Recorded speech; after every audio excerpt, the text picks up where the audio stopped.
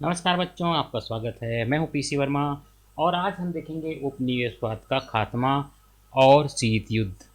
तो हमने पहले देखा था बच्चों कि किस प्रकार से स्वतंत्रता होती है और किस प्रकार भारत ने अपनी आज़ादी को पाया था। और हमने ये भी समझा था कि किस प्रकार से भारत में अलग अलग तरह के मान्यताओं, धर्मों और विचारों के होने के बावजूद हमने लोकतंत्र को पा लिया था 1947 में। ऐसे ही बहुत सारे देश थे जो कि इस प्रकार के उपनिवेशवाद से स्वतंत्र हुए थे और उन्होंने अपनी अलग पहचान बनाई थी। लेकिन बहुत सारी चीज़ें भिन्न होती है, हर देश की अपनी अवस्था होती है, अपने तरीके होते हैं और जिस प्रकार से वहाँ पे आज़ादी पाया गया उसमें बहुत हद तक अंतर था। आज हम देखेंगे कि किस प्रकार से इंडोनेशिया और वियतनाम में आज़ादी आई और किस प्रकार से उनका भविष्य तय हुआ, कार्यकाल जो उनका तय हुआ, अर्थात जब उनको आज़ादी मिली उपनिवेशवाद खत्म हुआ, खात्मा अर्थात उपनिवेशवाद खत्म हुआ और वे स्वतंत्र देश बने। तो आज हम देखेंगे इंडोनेशिया और वियतनाम के संबंध में और किस प्रकार से वहाँ पर कार्यकाल हुआ वो हम देखेंगे। तो सबसे पहले देखते हैं इंडोनेशिया।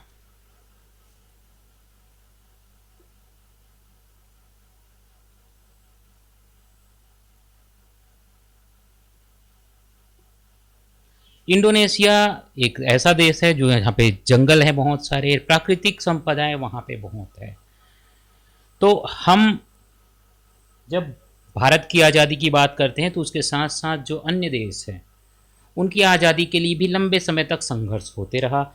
जो आज़ादी है वो हर किसी का सपना होता है, मनुष्य की एक भावना होती है, उसकी एक प्रवृत्ति होती है, वो आज़ादी के साथ रहना चाहता है। लेकिन उन इंडोनेशिया को पहले जर्मनी ने, सबसे पहले तो हॉलैंड, आपने क्लास 9 में पढ़ा होगा कि वो हॉलैंड का उपनिवेश था, इसका उपनिवेश था इंडोनेशिया। तो क्लास 9 में आपने इसको पढ़ा हुआ है। अब हम इससे आगे देखेंगे कि उपनिवेश तो था इंडोनेशिया, लेकिन जब द्वितीय विश्व युद्ध हुआ उस समय पर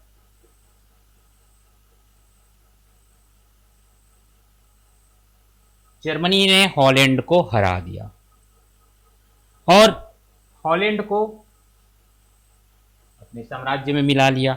अब इंडोनेशिया यहाँ पे बच गया जिसका अधिकार था इंडोनेशिया पे हॉलैंड का। तो होता ये कि जैसे जर्मनी ने हॉलैंड को अपने अंतर्गत कर लिया वैसे ही वो इंडोनेशिया को कर देता। लेकिन जो जापान था जर्मनी का सहयोगी,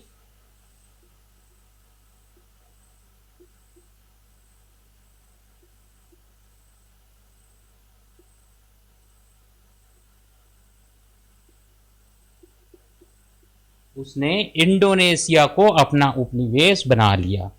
यहाँ पे थोड़ी स्थिति बदल गई। ये आप देख सकते हैं, हॉलैंड का अधिकार यहाँ से चला गया, अब यहाँ पे अधिकार हो गया जापान का।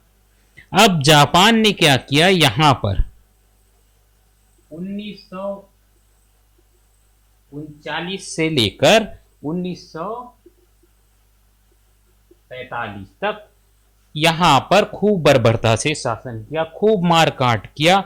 और उसका उद्देश्य ये था कि जो जंगल है,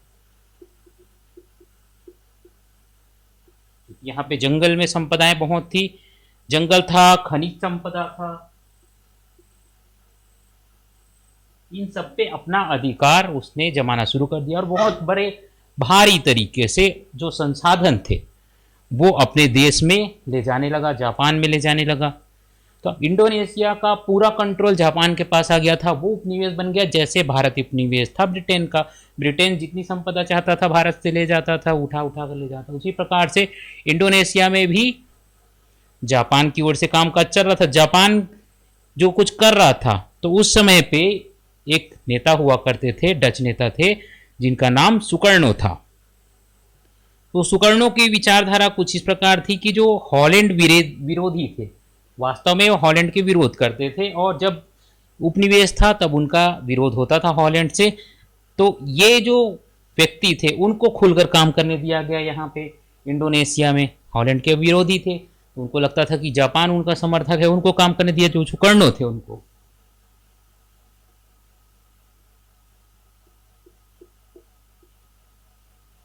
सुकर्णो को जापान की ओर से बढ़ावा दिया गया, क्योंकि जो जापान था वहां पे डच भाषा का उपयोग करने के लिए लोगों को प्रोत्साहन दिया गया, जिससे कि वो अधिक से अधिक यहाँ पे अपना राज कर सकें। और जो राष्ट्रवादी थे, कई जैसे सुकर्णो थे वो तो सहयोगी की तरह का काम कर रहे थे जापान के साथ, कुछ राष्ट्रवादी थे जो विरोध करते थे जापान को। ये उनको मानना था कि ये जो जापान है वो तो हॉलैंड से भी बुरा है और वो हमारे साथ बहुत बुरा व्यवहार कर रहा है, जापान को हटना चाहिए। और पहले जब जापान और जर्मनी इन्होंने जब युद्ध किया तो उस समय पे ये विचारधारा थे कि उन्हें इसको मुक्त कर दिया जाए, इंडोनेशिया को उपनिवेश से मुक्त कर दिया जाए, लेकिन जापान ने खुद उसे कब्जा कर लिया। स्वतंत्रता की बात तो किया था उन्होंने हॉलैंड पे, जब उन्होंने हमला किया था तब जर्मनी से कहा कि हम इसे मुक्त करेंगे, लेकिन फिर उसने उस पर अधिकार कर लिया इंडोनेशिया पे। अब बहुत हद तक इस समय पे, ये लगभग 6 साल का समय था, बहुत लूट का पाट हुआ, बहुत मारकाट हुआ, राजनीतिक अस्थिरता चली यहाँ पे। उस हद तक कोई भी चीज़ नहीं बन पाई, चूंकि यहाँ पे जापान का मुख्य तौर पे कुल मिलाकर जंगल संपदा, खनिज संपदा को लूटना ही उद्देश्य था। उसको इंडोनेशिया की भलाई से कोई मतलब नहीं था, तो उसकी ओर उसने ध्यान नहीं दिया। जो कुछ वहां हो रहा है वो होता रहे। लेकिन जब 1945 में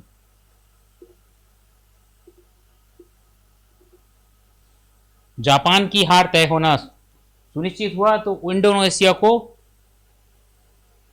इंडिपेंडेंस घोषित कर दिया गया सुकर्णो की ओर से। और फिर जो पुराने डच अधिकारी थे उनको वापस लाया गया वहां पर, जो पुराने लोग वहां पे थे, काम करने वाले लोग थे। तो यहां पर यह कोशिश हो गई कि ब्रिटेन की सेना जो है वहां पे, अब इसको आजाद घोषित किया तो ब्रिटेन जो था वो इस पर अधिकार करने के लिए आगे आ गया। अब क्या हुआ, जापान की यहां से विदाई हो गई, अब यहां पे ब्रिटेन आने लग गया। लेकिन लोगों ने इसका विरोध किया, जगह जगह युद्ध किया, और इस युद्ध के कारण, चूंकि यहां जो ब्रिटेन का सेना जो गया था इसमें भारतीय सैनिक थे बहुत सारे,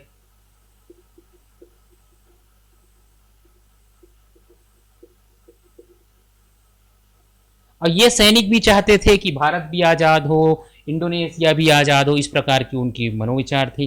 तो इस प्रकार के हालात में सुकर्णो ने इस व्यवस्था को स्वीकार किया कि जो यहाँ पे व्यवस्था है, अब इसके साथ साथ अमेरिका भी इस मामले में आ गया। अब अमेरिका और ब्रिटेन के आने के कारण, क्योंकि यहाँ पे आप देख सकते हैं जो हालात बने हुए हैं, ब्रिटेन हॉलैंड को हटाकर सत्ता को सौंपना चाहता था, ये यहाँ पे हालात बन गए थे। हॉलैंड चाहता था कि इंडोनेशिया पे उसका कब्जा हो जाए, क्योंकि अब क्या है, जर्मनी की भी हार हो रही थी, जापान की भी हार हो रही थी। अब अमेरिका, ब्रिटेन, रूस का जो संगठन है वो आगे आ रहा था, तो हॉलैंड चाहता था फिर से मुझे कब्जा मिल जाए यहाँ पे। लेकिन अमेरिका और ब्रिटेन जो था उसके दबाव में आकर सुकर्णो ने ये व्यवस्था को संभाल ली, और उन्होंने कहा कि कई हिस्से स्वतंत्र हो जाए और एक हिस्से को सुकर्णो को दे दिया जाए।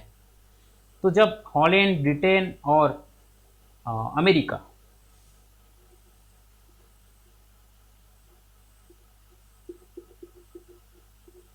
ने इस प्रकार से प्रयास किया तो सुकर्णो भी इसके लिए तैयार हो गए कि चलो ठीक है, देश को हिस्सा कर लिया जाए और फिर उस एक हिस्से पे मुझे शासन करने दिया जाए। तो आपस में एक तरह से समझौता हो गया। लेकिन देश में कुछ और राष्ट्रवादी लोग थे, साम्यवादी लोग। अब क्या हुआ, यहाँ पे हालात इस प्रकार से बन गए,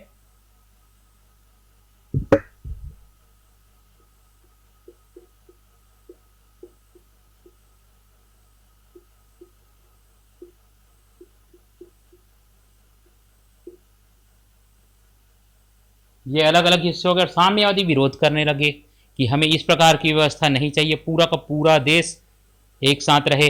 अब यहाँ पे डचों का हमला हो गया, डच सेना ने हमला कर दिया और फिर सुकर्णो को बंदी बनाकर जेल में डाल दिया गया। अब यहाँ पे ये स्थितियां होने लगी, मारकाट की स्थिति होने लगी। संयुक्त राष्ट्र संघ था जो, वो भी इसमें आ गया। अब फिर यहाँ आप देख सकते हैं कि यहाँ साम्यवादी संघर्ष कर रहे हैं सुकर्णो के साथ, और ये मारकाट की स्थिति यहाँ पे बन रही है। हालात फिर बिगड़ते जा रहे हैं। हालात जो है यहाँ से आप देख रहे हैं ये संभल नहीं रहा है। हॉलैंड ने इंडोनेशिया कब्जा किया, फिर जापान ने किया, फिर ब्रिटेन वहाँ पे आ गया। ब्रिटेन के आने के बाद यहाँ पे इस तरह के समझौते हुए कि ये अलग अलग देश बनेंगे और सुकर्णो एक क्षेत्र का मालिक होगा। अब सुकर्णो के खिलाफ साम्यवादी आ गए कि भैया ऐसा नहीं होगा, अब पूरी आज़ादी होनी चाहिए, इस तरह की बातें आ गई। फिर पूरे विश्व में इसका विरोध होने लगा, गोल में सम्मेलन हुआ और इसके बाद इंडोनेशिया के लिए एक सहमति बनी कि चलो इंडोनेशिया का शासन खत्म, हॉलैंड का शासन खत्म किया जाता है, इंडोनेशिया उपनिवेश रहेगा। और यहाँ पर चूंकि यहाँ पर उस समय तक भारत की आज़ादी भी हो चुकी थी, सत्ता का हस्तांतरण यहाँ पे हुआ 1949। ये हालात चलते चलते 1949 आ गया और फिर यहाँ पर गुटनिरपेक्ष का उसको इंडोनेशिया को एक सदस्य बनाया गया और साथ साथ उसकी आज़ादी की भी बात की गई। अब यहाँ पे जो सम्मेलन हुआ 1955 में, तो इंडोनेशिया के बांडुगु शहर में एशिया और 29 नवगठित देशों का सम्मेलन हुआ, जिसमें हर प्रकार के उपनिवेशवाद का विरोध किया गया। इंडोनेशिया में ही हुआ था 1955 में। और इसके बाद यहाँ पे चुनाव हुआ 1955 में।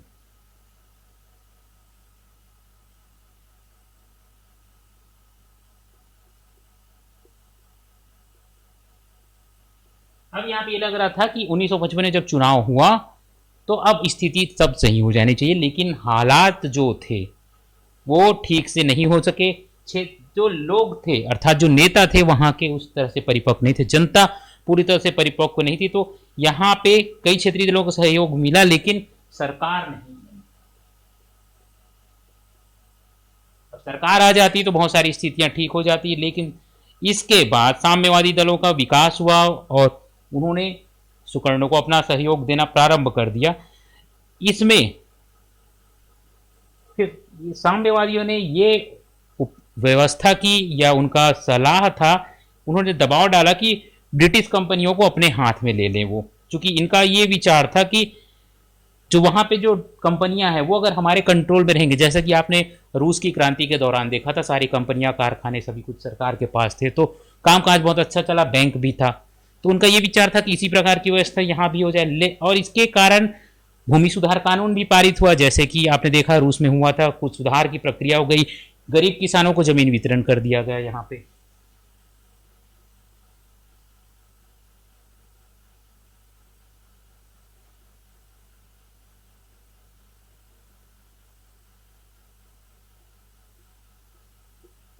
यहाँ तक तो हुआ, जमीन वितरण भी हुआ, तो ये लगा कि अब फिर स्थिति ठीक हो जाएगी। लेकिन फिर इसके बाद कई विद्रोह होने लगे अलग अलग कारणों से। जो इस्लामिक कट्टरपंथी हैं, ये क्या हुआ था कि यहाँ पे अब इंडोनेशिया देश तो बन गया, अब अमेरिका जो था और रूस, ये दोनों कोशिश करने लगे कि हमारे ओर आ जाए। अमेरिका की कोशिश थी कि इंडोनेशिया हमारे तरफ रहे, रूस की कोशिश थी इंडोनेशिया हमारे तरफ रहे। इसके कारण कई व्यवस्था हुआ। तो ऐसे समय में जब इस तरह का झगड़ा झंझट होने लगा, यहाँ पे बहुत मारकाट होने लगा, तो सुकर्णो ने संसदीय व्यवस्था समाप्त कर लिया और साम्यवादी दलों के सहयोग से राष्ट्रपति प्रक्रिया यहाँ पे प्रारंभ कर रहा है। जैसे हमारे यहाँ आपातकाल होता है, राष्ट्रपति शासन होता है, उस तरह की प्रक्रिया यहाँ पे हो गई। विपक्षी दलों को और जो दल थे अन्य दल, उनको उन्होंने प्रतिबंधित कर दिया। और फिर साम्यवादी दल के आगे बढ़ने के कारण, क्योंकि सुकर्ण उनके साथ हो गए, तो ये लगने लगा कि अब यहाँ पे साम्यवादी हो जाएगा और सत्ता हटाया जाएगा साम्यवादी, और उसी प्रकार से चलेगा। लेकिन फिर से अब ये सब कुछ हुआ तो जो सेना था वो भी अब इस स्कीम में आ गया। अब उसने क्या किया,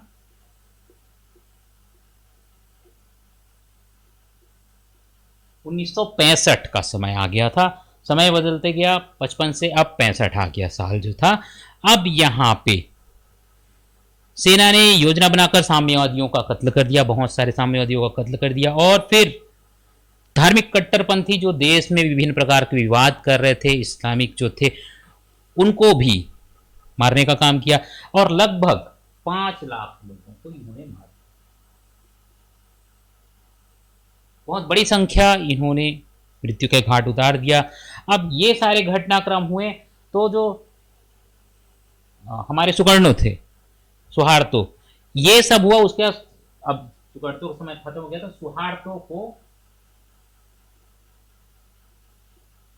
सत्ता दी गई और इनका शासन चला 1998 तक। तो एक लंबा समय इस प्रकार से होता गया।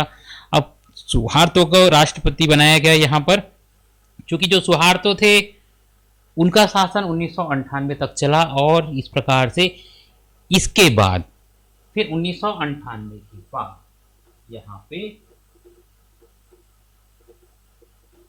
लोकतंत्र आया। ये बहुत लंबे समय तक उथल पुथल मचा रहा, पूरा समय जो है ये इसी प्रकार से चलता रहा, और फिर लास्ट में अब लोकतंत्र आया। बहुत देर से लोकतंत्र आया, और यहाँ पे जो कुल मिलाकर इंडोनेशिया था उसने भारी उतार चढ़ाव देखे। अब एक और दूसरा देश है वियतनाम, उसके बारे में देखते हैं वहां पे क्या हुआ। यहाँ तो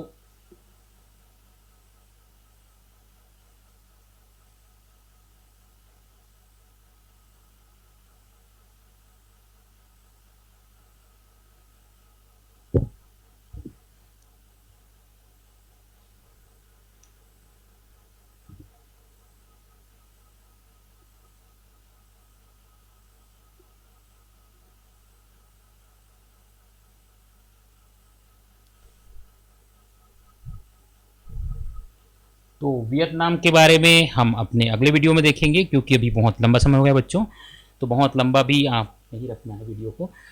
तो आज के लिए इतना ही। आपसे अनुरोध है कि हमारे साथ जुड़े रहिए, हम इसी प्रकार आपके लिए वीडियो लेकर आएंगे और जानकारियों से भरे वीडियो लेकर आएंगे। हम वियतनाम और अन्य देशों के बारे में भी चर्चा करेंगे, और शीत युद्ध के बारे में भी चर्चा करेंगे। तो हमारी वीडियो देखते रहिए, हमारे साथ जुड़े रहिए, साथ ही साथ चैनल को जो सब्सक्राइब करिए, जिससे आप हमसे जुड़ जाएंगे। इस वीडियो के नीचे सब्सक्राइब लिखा हुआ है, बटन बना हुआ है रेड कलर का, जिसे आप क्लिक करेंगे और हमारे साथ जुड़ जाएंगे, और हम आपको इसी प्रकार जानकारी देंगे। तो आज के लिए इतना ही बच्चों, आपका धन्यवाद, नमस्कार।